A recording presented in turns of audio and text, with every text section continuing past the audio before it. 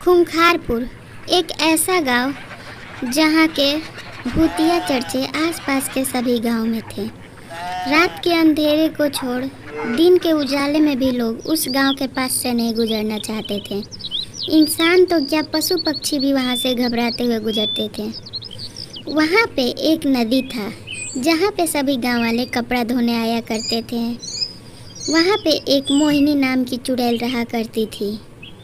वो उस पानी में से तब निकलती जब किसी को वो वहाँ अकेला पाती थी।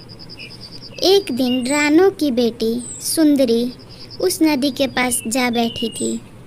उसे उस पेड़ के पास बहुत अच्छा लग रहा था। रानो की बेटी सुंदरी को बिल्कुल भी पता नहीं था कि वो जिससे बात कर रही है वो कोई साधारण औरत नहीं, चुड़ैल है। वो उनसे अच्छे से बातें किए जा रही थी। कब से वो अपनी सारी दुख दुविधा बता रही थी।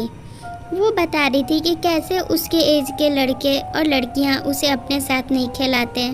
आंटी, मेरा मन बिल्कुल भी नहीं लगता। मुझे तो मेरे दोस्त अपने साथ खिलाने से भी इनकार कर देते हैं क्योंकि मैं उनके एज से बड़ी दिखती हूँ, इसलिए मैं इस नदी के पास आ बैठी हूँ।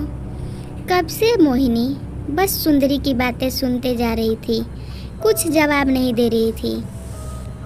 तब सुंदरी कहती है, अब तो आप भी जवाब नहीं दे रही हो। लगता है मुझ में ही कुछ कमी है, मेरी ही किस्मत खराब है। भगवान ने मुझे ऐसा क्यों बनाया। धीरे धीरे करके वो मोहिनी के पास आते जाती है। मोहिनी अपने तिरछी निगाहों से उसे अपनी ओर खींचते जाती है। देखते ही देखते जब सुंदरी को ये एहसास होता कि वो फिसलते हुए मोहिनी की ओर आ रही है, तभी वो कहती है, अरे मैं कितना भी कोशिश कर रही हूँ आपकी ओर आते जा रही हूँ। मोहिनी हंसने लगती और दांत पीसते हुए कहती है, आ जाओ बेटा, मैं तुम्हें अपने साथ अपनी दुनिया में ले जाऊँ। वो मोहिनी अपने साथ सुंदरी को ले जाती है। इधर उसका पिता रामू अपनी पत्नी से झगड़ा करने लगता है और कहता है, सुंदरी कहाँ है? तुम घर में रहती हो तो क्या करती हो? क्या तुम्हें इतना भी नहीं समझ है कि अपनी बच्ची पे ध्यान दे? कब से वो यहाँ नहीं है। गांव के कुछ लोग मिले थे मुझे और वो लोग बता रहे थे कि सुंदरी उस तालाब की ओर गई है जिधर कोई नहीं जाता। सिर्फ कपड़ा धोने के लिए गांव की औरतें साथ में जाती हैं और सुंदरी वहाँ अकेले क्यों गई?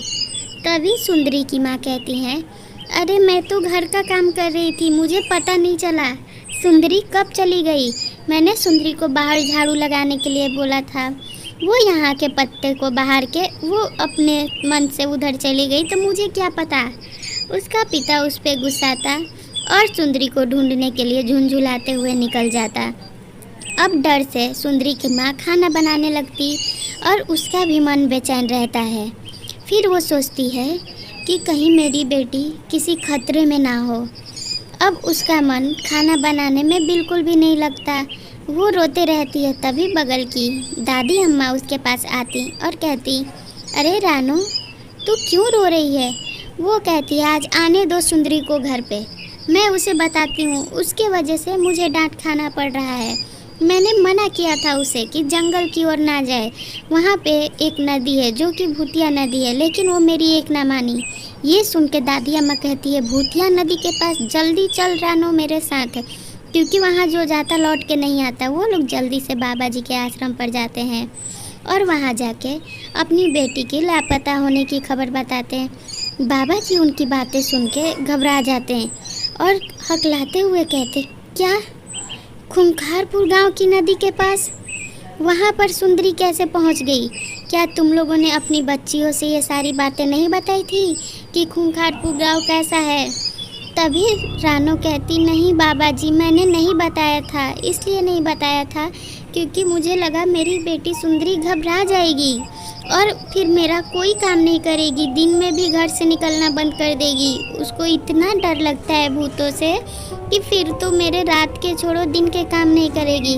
बाबा जी कहते हैं, तुम अपने काम करवाने के चक्कर में अपनी बेटी को सच से अनजान रखी। तुम्हें बताना चाहिए था खूंखारपुर गांव के बारे में।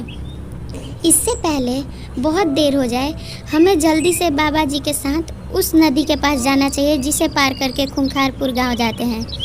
वो लोग उस नदी के पास आते हैं तो बाबा जी उन्हें उसी नदी के पास मिलते हैं। वो लोग बाबा जी से सारी बातें घबराए हुए बताते हैं। बाबा जी कहते हैं कि आखिर सुंदरी को उस नदी के पास जाने की क्या ज़रूरत थी और वो चली कैसे गई? क्या तुम लोगों ने उसे अकेला छोड़ दिया था? क्योंकि 2-4 लोग रहते हैं लोग तो उस नदी के पास जल्दी कोई नहीं जाता और वो चुड़ैल नहीं निकलती। तभी रानू कहती है, बाबा जी मुझसे गलती हो गई, मेरी बच्ची को बचा लो, ये मेरी इकलौती ही बेटी है, अगर उसे कुछ हो गया तो उसके पिता मुझे जीते जी मार डालेंगे।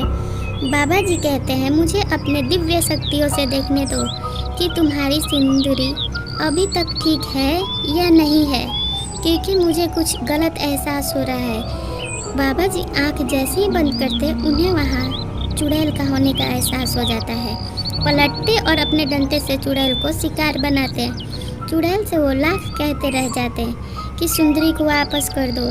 चुड़ैल जोर जोर से हंसती और सुंदरी को वापस ना करने का बात करती। देखते ही देखते चुड़ैल गायब हो जाती और उस पानी में से सुंदरी निकलती। सुंदरी कहती है, माँ मुझे बचा लो माँ, मैं अब कभी तुम्हारे बिना बताए कहीं नहीं जाऊंगी।